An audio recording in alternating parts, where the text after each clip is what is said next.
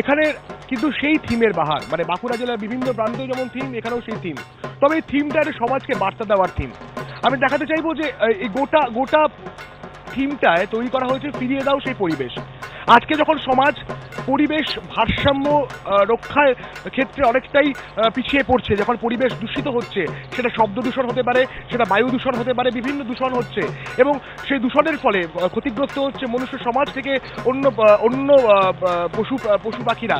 সেখান থেকেই ফিরিয়ে দাও সেই পরিবেশের এই কনসেপ্ট বাঁকুড়া জেলার এই পুজো কমিটির পক্ষ থেকে, যেখানে যেই দ্রব্যগুলো দিয়ে গোটা মণ্ডপ সজ্জা করা হয়েছে, সেখানে কিন্তু প্লাস্টিকের ব্যবহার, অর্থাৎ ফেলে দেওয়া বা বর্জ্য প্লাস্টিকের ব্যবহার, যেখানে রয়েছে প্লাস্টিকের পাইপ, যেখানে রয়েছে প্লাস্টিকের কৌটো, যেখানে রয়েছে প্লাস্টিকের ঝুড়ি, যেখানে রয়েছে প্লাস্টিকের চামচ, সেই বার্তার জন্য কিন্তু বাঁকুড়া জেলার সেরা শারদ সম্মান পুরস্কার তুলে দেওয়া হচ্ছে এবিএমের পক্ষ থেকে এই হরেশ্বর মেলা সর্বজনীন দুর্গোৎসব কমিটিকে।